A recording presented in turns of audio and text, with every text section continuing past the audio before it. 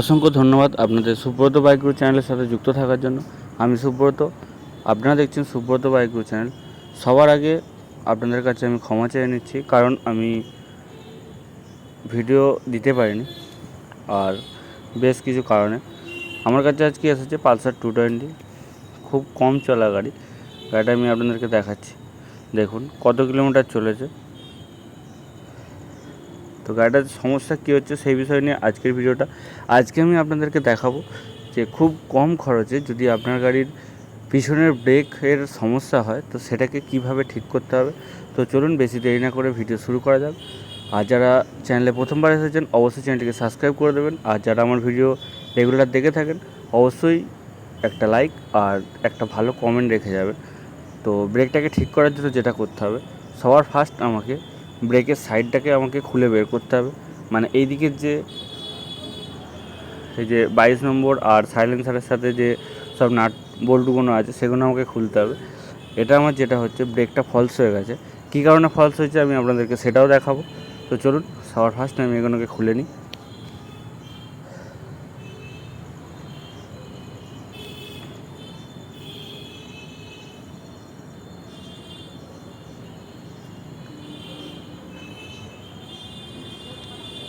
এটাতে যেটা আছে অ্যাডজাস্টিংটা রয়েছে, যদি ব্রেকে এই যে ফলসটা এতটা না থেকে কম থাকতো, অনেক সময় কী হয়, অনেক বন্ধু এসে বলে যে আমার ব্রেকটা একটুখানি হার্ড করে দাও। এই অ্যাডজাস্টিংটা হচ্ছে সেই হার্ড করার আর একটুখানি লুজ করার কাজ। তো আমাকে দেখতে হবে আগে ব্রেকটা ফলস হওয়ার কারণটা কী, তারপর আমি এর সমাধানটা আমি আপনাদেরকে দিতে পারবো।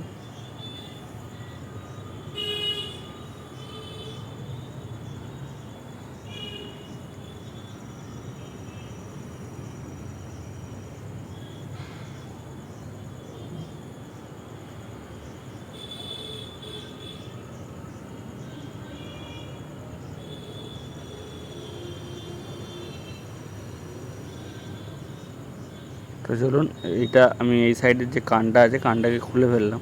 এবার আমাকে যেটা করতে হবে মাস্টার সিলিন্ডারটাকে খুলতে হবে। মাস্টার সিলিন্ডারটাকে খোলার জন্য এই যে দুটো 10 নম্বর আছে, 10 নম্বর দুটোকে খুললেই মাস্টার সিলিন্ডারটা বেরিয়ে যাবে।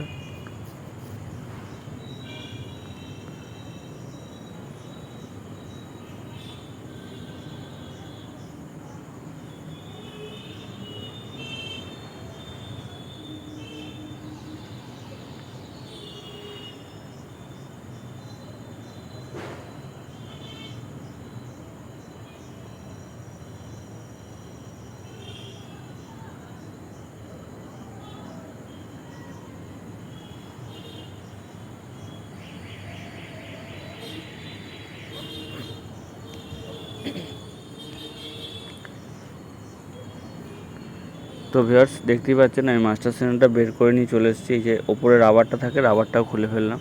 এবার আমি দেখছি যে সমস্যাটা হয়েছে। এই যে দেখতে পাচ্ছেন পিস্টনটা বসে গেছে। কী কারণে বসেছে, এই যে জং এসে গেছে, এর যে লকটা রয়েছে লকটাও নষ্ট হয়ে গেছে। আর তার সাথে সাথে এই কারণেই পিস্টনটা ভিতর দিকে বসে রয়ে গেছে। এটাকে আমাকে যেটা করতে হবে, পিস্টনটাকে আগে ফ্রি করতে হবে। ফ্রি করতে গেলে যেটা করতে হবে, সবার ফার্স্ট একটুখানি ব্রেক অয়েল, পুরনো বা নতুন যে কোনো ব্রেক অয়েল একটুখানি দেবেন এই সাইডটাতে, দিয়ে হালকা করে স্ক্রুড্রাইভার দিয়ে একটুখানি প্রেস করবেন ঘুরিয়ে ঘুরিয়ে। দেখুন আমি ভিডিওতে দেখাচ্ছি আপনাদেরকে, এই যে প্রেস করবেন একটুখানি ঘুরিয়ে ঘুরিয়ে, তাহলে আস্তে আস্তে যে সাইডগুলোতে যে জং বা রাস্টগুলো ধরে থাকবে সেগুলো অটোমেটিক ছেড়ে যাবে। ছেড়ে যাওয়ার পরে পিস্টনটা ফ্রি হয়ে যাবে। আর পিস্টনটা ফ্রি হয়ে যাওয়া মানে আপনার ব্রেক যে সমস্যাটা হচ্ছিল ব্রেকটা আবার আগের মতন কাজ করা শুরু করে দেবে। তো চলুন আমি এটাকেই ফ্রি করে নিয়েছি। এখন যেটা দেখতে পাচ্ছেন পুরো পিস্টনটা ভিতরে ছিল, এখন বাইরের দিকে চলে এসছে। যেহেতু লকটা খারাপ আছে, বেশি টানাটানি করলে পিস্টনটা পুরোটাই বেরিয়ে চলে আসবে। ওই জন্য আমি বেশি টানাটানি না করে একটুখানি ইজি জাস্ট রেখে দিলাম, দিয়ে আমি এটাকে ফিটিং করে দিচ্ছি। ফিটিং করে আমি আপনাদেরকে দেখাবো যে ব্রেকটা কাজ ঠিকঠাক করছে কি না। আপনারা বলবেন কমেন্টে যে ব্রেকটা এখন ঠিকঠাক কাজ হচ্ছে কি না, আর আমি যে প্রসেসটা দেখেছি সেটা কি ঠিক না ভুল, অবশ্যই সেটাও কমেন্টে জানাবেন। তো চলুন 10 নম্বর বোল্টগুলো আমি ফিটিং করে নিই। ফিটিং করে নিয়ে আমি পুরো এর ব্রেকের যে সাইডটা আছে সেটাকে আমি ফিটিং করে নেবো।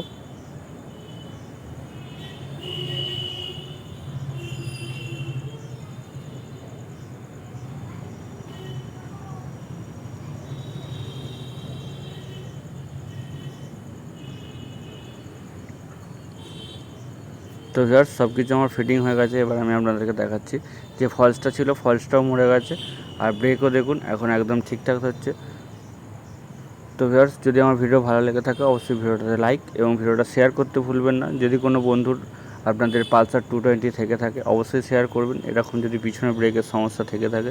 আর যদি আমার চ্যানেলে প্রথমবার এসে থাকেন অবশ্যই চ্যানেলটিকে সাবস্ক্রাইব করে পাশে থাকা বেল আইকনটাতে অল অপশনে প্রেস করবেন, যাতে নেক্সট কোনো গুরুত্বপূর্ণ ভিডিও সবার প্রথমে আপনাদের কাছে পৌঁছে যায়। দেখাচ্ছি নেক্সট ভিডিও। ধন্যবাদ, ভালো থাকবেন।